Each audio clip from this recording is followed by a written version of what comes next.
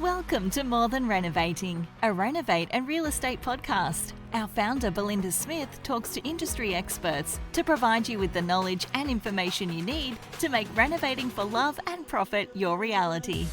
Belinda will also chat to some of her Renovation Mastery members, who are just everyday people doing extraordinary things, following their passions in the renovation and property space. So, let's jump straight into the episode. Enjoy. Hi everyone, I'm Belinda Smith from Renovate and Real Estate, and welcome to our podcast, More Than Renovating. And today's special guest is Emily Wallace. She's a buyer's advocate from Wallace Advocates. Emily's been running a buyer's advocacy since she was 25 years of age, so you started really young. Emily loves to help people find the perfect property for them and will help people right through the whole process of searching, looking and actually bidding on the property for auction if that's what's required. Particularly interested in finding forever homes for people's, principal place of residence, and also is a guest on a couple of podcasts. I remember hearing you on a millennial podcast. You're host of the podcast This Is Property, and another podcast you just mentioned before that I haven't tuned into before, but I now will. Yeah, a new one called The Real Estate Circle, which is more of an industry-based podcast. Oh, fantastic. The Real Estate Circle. And you can connect with those podcasts in the usual places, Spotify, Apple. All the good stuff. All the good stuff. Brilliant. Thanks, Emily. And thanks for coming on board. I've got some questions that I'd like to ask you, but in essence, I just want to find out a little bit about you and the service that you offer to your clients. But start with telling me a little bit about your journey. How did it all unfold for you? Yeah, it's an interesting one. I think in terms of my pathway into property, it's not something that I thought I would necessarily do, but then all the signs were kind of there. I came from a family who had a strong interest in property. I had a mum and dad who often flipped houses and did renovations and big projects. And then I just had a love probably of being nosy at looking at properties, to be honest. Even as a renter, I would go to so many different inspections and love walking through them. And it truly is a career where I have turned a passion into effectively a job, or, more so a career pathway. But I was probably a lot younger than many in the industry. I think certainly at the time I entered, I would have been the youngest buyer's advocate in Melbourne. And with that came challenges for sure, being potentially underestimated. But it's been a really interesting journey niching into first and family home buyers. And that really comes through educating them, which I know you're big on education as well. It's something that we obviously both share. And that's been a great avenue into teaching people how to buy a home, and ultimately some of them become clients, some of them don't. That's okay, but it's been a great journey to be able to share the knowledge that I have to help people buy better. Talking about sharing knowledge, I've watched quite a few of your short videos on TikTok. Yes. You can find Emily under Emily Wallace on TikTok. Lots of really good snippets of info, particularly for people if they've never bought property before. You talk quite a bit about hotspots in Melbourne. Well, hotspots is a weird term. I don't know. What do you think of the term hotspot? By the time a hotspot's labelled a hotspot, it's too late, in my opinion. The gone spot. I agree. Yeah. So it's more, where is a good place to buy? What makes a good place to buy? But yeah, hotspots are very, classic real estate term, isn't it? It is. But it excites quite a lot of people. It excites interest. But I like warm spots. So I just like solid, grounded, no trouble kind of investment locations. So yeah, fantastic. But yeah, I've listened to quite a few of your TikToks, and you talk quite a bit about Melbourne. So that's obviously your area of specialty.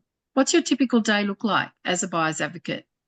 Oh, it's a lot of things. So I mean, anything from, I speak to a lot of agents. That's probably the one thing that comes to mind in my day. I'm either texting or calling them or emailing them. Inspecting properties is a large part of my day. But majority of my time now is actually spent speaking to prospective clients to see, can they afford what they want to buy? Can we help them? And if we can't help them, where can I send them to get the appropriate help? Whether that's they need to go to a mortgage broker, or they need to go to a financial planner, or they need to just go out into the field for a couple more weeks before they're ready. So I I guess my role within the business now is very much around client onboarding and making sure the client's suitable for my team to fulfill the brief. But I also carry about 5 clients on my own as well. And so I'm very active in finding the properties, inspecting, and a good old auction. I'll never pass up a chance to bid at an auction. I love them. Yeah, I love watching them and I love bidding on them. I've even bidded on one when I actually didn't have the finance fully approved. That was very interesting, a Oh, bit of a gosh. wild ride.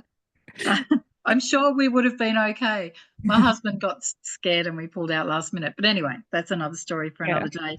I love auctions and I love watching the behaviour of people at auctions. As a buyer's agent, do you get really good at your craft at an auction, like because you go to so many of them?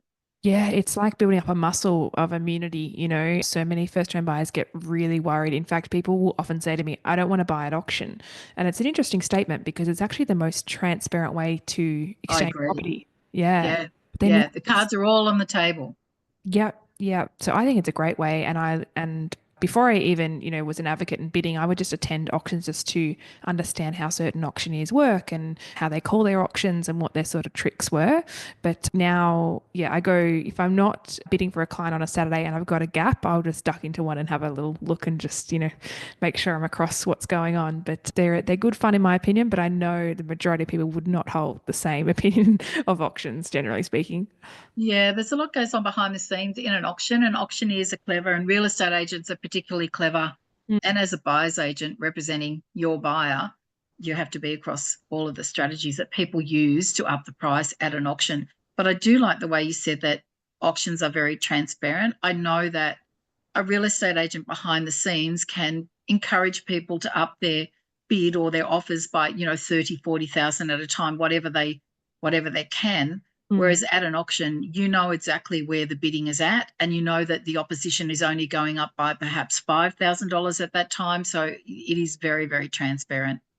Yeah, the margin in which you win an auction is tiny, Yes. Yeah. like less than 1% majority of the time. So, whereas a best and final offer, you could be paying 5, 10% more than the next best offer and you would have no idea. And it's my least preferred method of sale is a best and final offer that's, like a blind auction. It's not fun to be part of. And they're the things that I try and avoid. All 4 auctions, I try and avoid best and final where I can. What about relationships with real estate agents? What role does that play in your ability to get deals happening for your clients? Oh, it's everything. I think one of the focal points of starting my business was make agents my best friend. And I spent so much time investing in just, coffee catch ups and congratulation emails when they sold something and calls to tell them what other things had sold for, that they wanted to know the result on. It's everything. And I mean, you think about it, relationships in general, you're going to be way more inclined to help someone you consider a friend over a stranger. And so that's what we've done. Even a great example today, we just sent out our settlement cupcakes. So when we settle a property with an agent, we wait till the end of the month and then they all go out for the previous month's purchases and they're actually for December purchases. And the texts are rolling in. Thanks so much for the cupcakes. We share them with the team. What can we help you with? So it's honestly everything. And when you're in a sea of advocates, you've got to stand out to make sure that you're the advocate the agent calls first. And so I spend every day trying to make those relationships stronger so that I can get a better deal for my client by being very transparent with them, being able to negotiate much easier with them because there's a relationship there. And I do think ultimately we do buy property better because of that. Do real estate agents or will real estate agents bring you deals before they're advertised because of those relationships?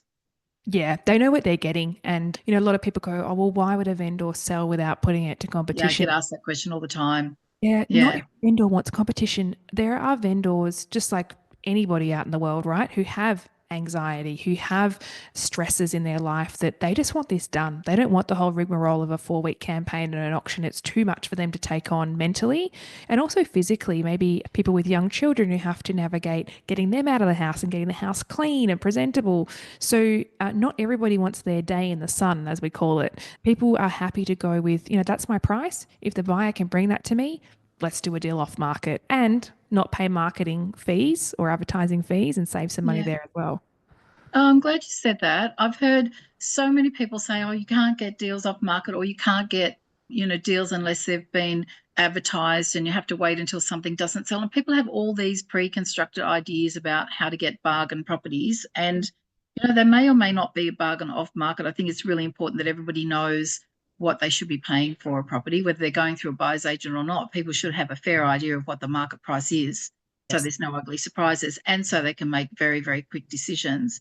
But yeah, Mm. there are lots of reasons for people to bring properties to a buyer's agent or to a real estate agent, for that real estate agent to find a buyer before it's advertised. People are embarrassed about, relationship breakups, or they want to do it quietly, or they can't be bothered cleaning up every Wednesday and Saturday morning for open for inspections. Exactly what you said. Thanks, Totally. Emily. I'll give you just a quick example just to like Yeah, highlight, right? perfect. I'm working with this family at the moment and they've been searching for about 6 months before they engage me. Now they're like, right, we're really serious. And I've just sent their summary message literally just before I jumped on to chat to you. And Yeah, I've got 1, 2, 3, 4, 5. There's 5 addresses there. I started working with them about 5 days ago. They're all off market. They're all family homes. And all the vendors have been like, if you can sell it off market, go for it. That's fantastic. just, one profile in one area. It happens all the time, but the general public aren't privy to them because they don't necessarily have the agent relationship. So it's something for them to work on if they want off-market properties. I agree. We all, even in my renovation and real estate group, we are across property research, but a lot of people don't want to spend the time, and it's time consuming. To become an area expert is time consuming. It doesn't happen overnight. And, the reality is it's really easy to reach out to a competent buyer's agent and say, you do that work for me. I'll just continue on with my day job or my life or Mhm. whatever. You go and find something for me. And particularly, the brief might be, I want something with renovation potential. That's not a complete train wreck. It's not a knockdown rebuild, but I want something with renovation potential. Is that something that your group could cater for? Yeah, absolutely. We actually get that request a fair bit in that people want to value add properties. They're Yeah, happy to do the work. They just don't know how to find those opportunities potentially, or they don't have the time to do so. If you think about it, most people buying a house are currently working, unless they're sort of on their final purchase and they're downsizing and they might be a cash buyer. But generally speaking, most people are working. If it's a family setting, mum and dad might both be working. So there's only so many hours in the day you can spend allocated to property searching and being invested in finding things. So it does make sense to outsource. Appreciate not everybody can do that, but if you've got the availability to do so, I would highly recommend, at least considering it. which brings me to this question. What mistakes do home buyers make? What mistakes do you see them make, especially first home buyers? I'm currently educating one of my clients on trying to avoid a mistake. And the mistake is don't pick the wrong location. I've got a Yeah, client who's really drawn to something that looks amazing, but it's in a dead spot, like a real dead spot. No amenity, no public transport. It's right near an industrial area. Like it's just not a good spot.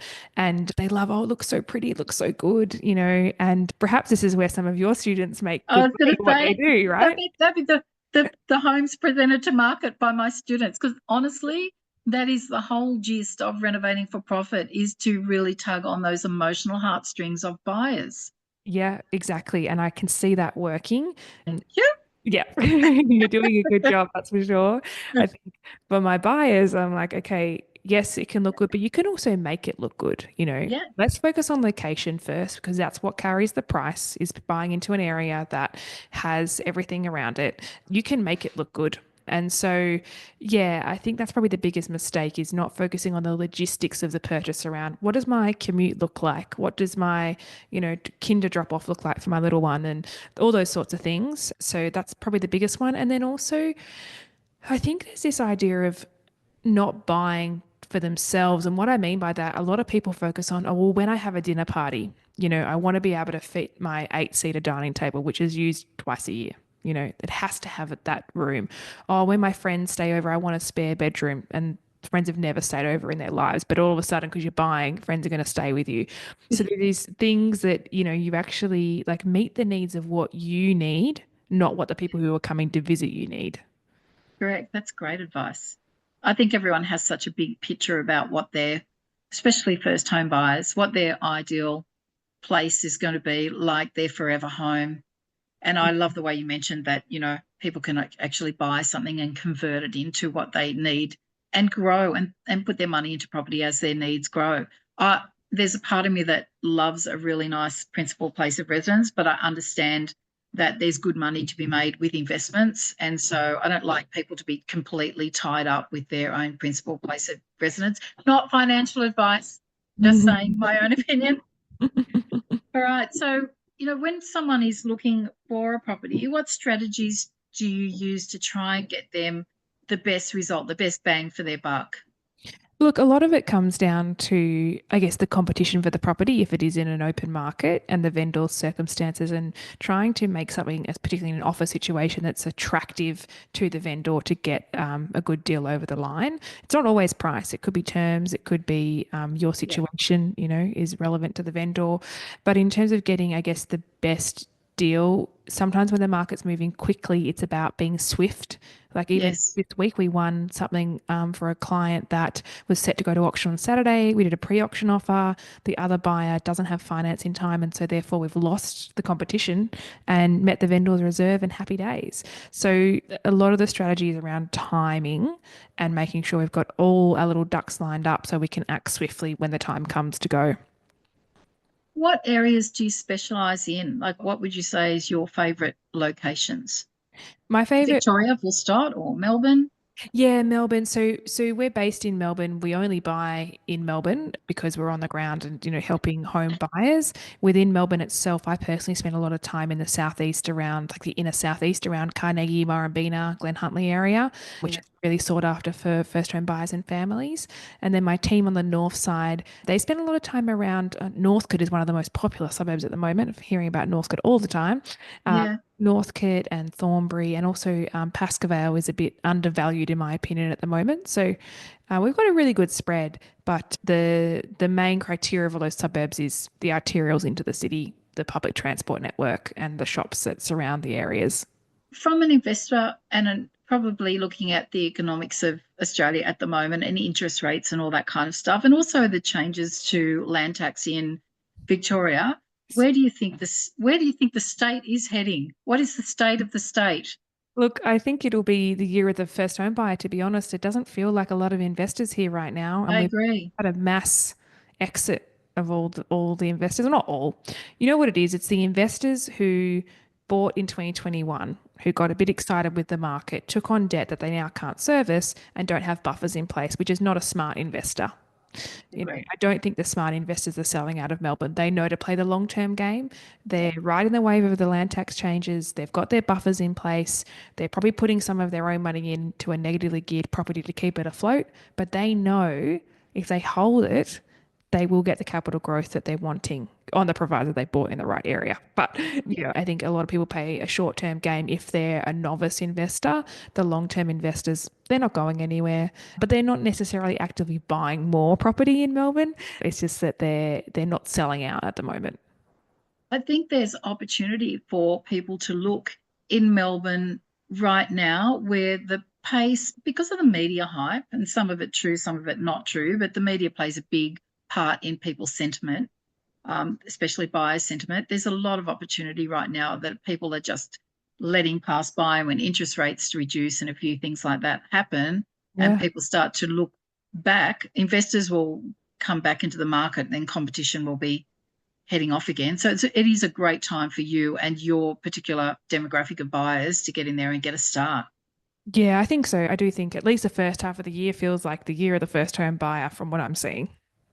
What do you think about young people getting a start? Like, what do you see? Where are they buying? Do they have any savings behind them?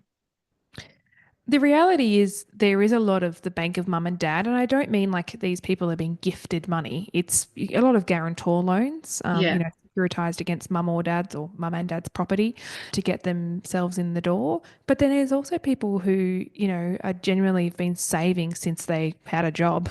They've got a healthy deposit. They're a good saver. They've been frugal and they're ready to enter the market. But realistically in Melbourne, first home buyer budgets, even when you look at the stamp duty thresholds and things, they are apartments, they are villa units. They're not freestanding houses until you get to the regional areas.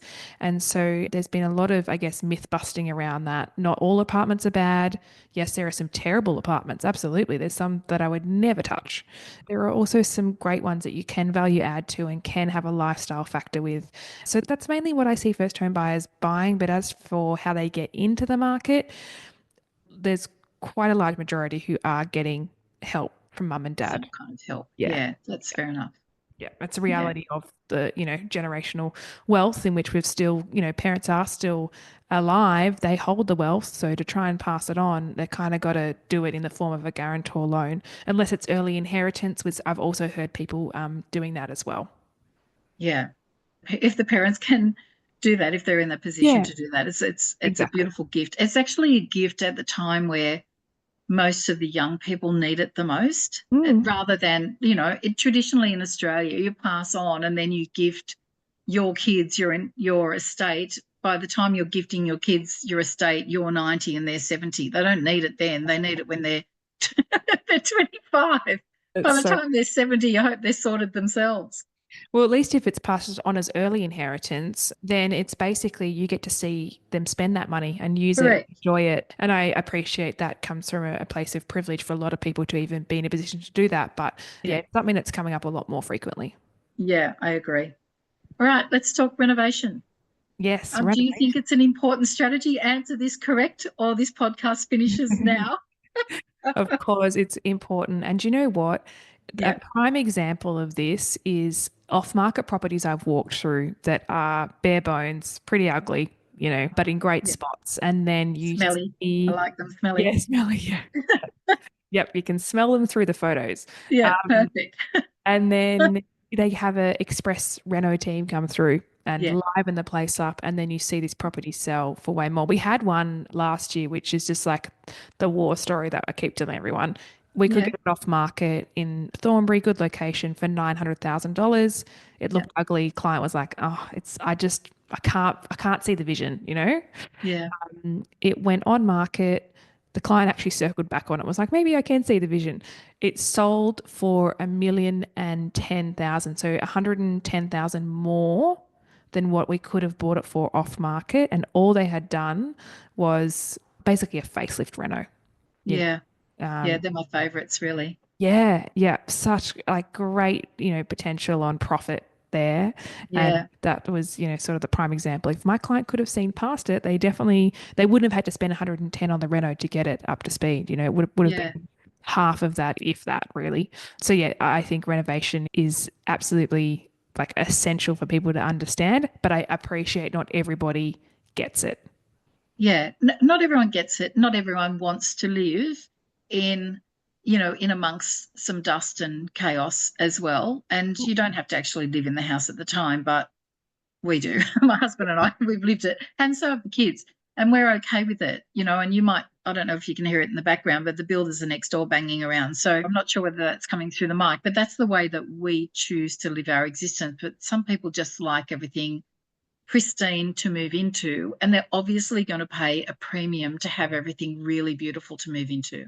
Yeah, for sure. I see it all the time. And that whole notion of move-in ready is probably a higher criteria for people than, oh, yeah, I'm prepared to do work. Move-in ready is the easy option, right? It's, don't have moving. So, but then there's huge potential in that, because if you are prepared to do work and flip the property or, sell it at a later date, you probably will get a premium for it and do quite well out of it. Yeah, you pull some growth, some equity in between. I'm going to talk a little bit about you. Personally, I've loved watching you on social media, just quietly, like a bit of a weird stalker lady, but just because of the advice you give, and it's just been really interesting following your journey and seeing your numbers grow, and you're across quite a few platforms. So let's, you feel free to tell people to follow you. You're on LinkedIn, you're on TikTok. Yep, Instagram. Instagram. I'm not a Twitter person. No, nor am I. The others I'm across. Yeah. Facebook, I more so check for like Facebook groups that I'm in. I don't really post on my personal page, but I would say TikTok and Instagram are the two that I spend the most time on. So how has that helped you grow your personal brand, and how's that reflected on your business awareness? Yeah, it's been more than what I could have ever expected, honestly. because my content is so targeted, both geographically and to the type of person I'm trying to reach, which is home buyers, I go to open homes and people are like, oh, I watch your TikToks. You know, people actually have seen me online, but then they see me in person, and we get inquiry calls being like, oh, the property you reviewed last week, I walked through that one. And so you must be buying in the area that I want to buy in. So Yeah. can we work together? It's definitely been a game changer for the business. I started posting on TikTok 2 years ago, or started in March 2023. So about 2 years ago now. And yeah, it's been a game changer. And for any business, service based or product based, like you'd be silly not to be educating people on TikTok. And it's not promotional. Like I'm never like, I'm a buyer's advocate and here's why you should work with me. It's not like that. It's here's a property that I walk through and these are the reasons I think it's good. And it's showing knowledge. Yeah. And that's really, really helped the personal brand, but also the business. And this year, the mission is to show more of the business and more of the team members and Wallace Advocates rather than, Emily from Wallace Advocates. Yeah. And is that the content that is the most popular? Like if you were to look at the follows and the likes, and that is the informational content and the showing things that hits home? Yeah, the best ones are my green screen property reviews. So I, put the picture of the property behind me and I talk about the floor plan and I talk about the area. Yeah. Always the highest engagement. People love to give their opinion. Like I'll deliberately say something a bit controversial, just people be like, that's not true. But yeah, they are the best engaged videos and the most shared videos. So yeah, that's just, I don't even mention our services or anything on those videos. I just talk about the property.